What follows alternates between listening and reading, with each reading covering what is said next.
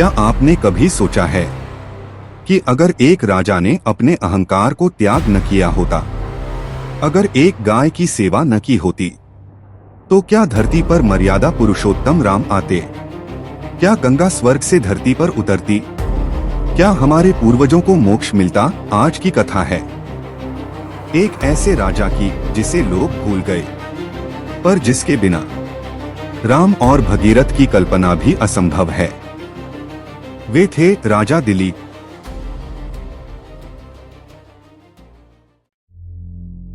राजा दिलीप अयोध्या के महान रघुवंश के राजा, धर्मनिष्ठ, न्यायप्रिय और प्रजा के पिता समान। परंतु उनके जीवन में एक गहरा शून्य था।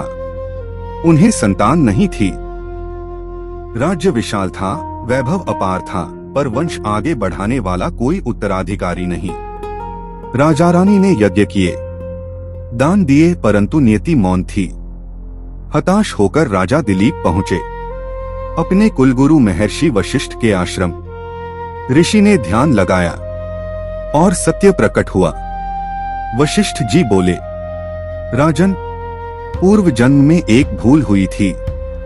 आपने एक दिव्य गाय नंदिनी कामधेनु की पुत्री की उपेक्षा की थी। जब तक आप उसकी सेवा नहीं करेंगे, आपको संतान नहीं मिलेगी। राजा दिलीप ने बिना एक क्षण गवाए कहा, महाराज, मेरा जीवन, मेरा राज्य सब नंदिनी माता को समर्पित है। अगले दिन से राजा दिलीप ने राज सिंहासन त्याग दिया। वे स्वयं नंदिनी माता को वन में चराने ले जाते। धूप, वर्षा, कांटे कुछ भी उन्हें विचलित न करता।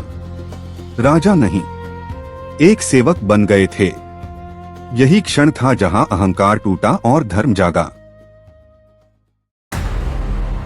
एक दिन वन में एक सिंह प्रकट हुआ।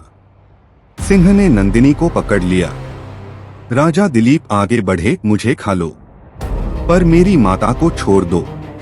सिंह बोला, धर्म यही कहता है। राजा ने अपने प्राण अर्पित करने को तैयार हो गए। तभी सिंह अदृश्य हो गया और नंदिनी बोली, वत्स, यह परीक्षा थी। तुमने राजधर्म से ऊपर सेवाधर्म को रखा। नंदिनी ने वरदान दिया। कुछ समय बाद रानी सुदक्षिणा ने एक तेजस्वी पुत्र को जन्म दिया। वही बालक था राजा रघु, जिसके नाम पर पड़ा रघुवंश, और इसी वंश में आगे चलकर जन्म लिया भगवान राम ने।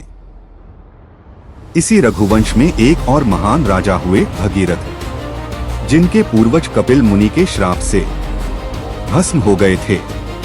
भगीरथ ने हजारों वर्षों तक तपस्या की। गंगा स्वर्ग से उतरी, पर उसका वेग प्रलयंकारी था।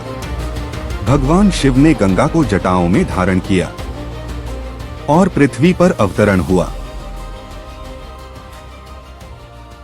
पर सोचिए, अगर राजा दिलीप न होते तो रघु न होते, तो भगीरथ न होते, तो गंगा धरती पर न आती। उसी रघुवंश में अयोध्या में जन्मे मर्यादा पुरुषोत्तम श्री राम।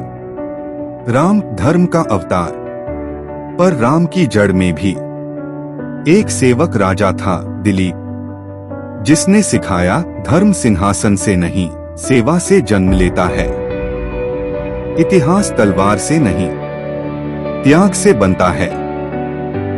जो झुकता है वही वंश रचता है। राजा दिलीप ने एक गाय की सेवा की और परिणाम स्वरूप राम और गंगा दोनों संसार को मिले। जय श्री राम, जय मां गंगा, जय रघुवंश।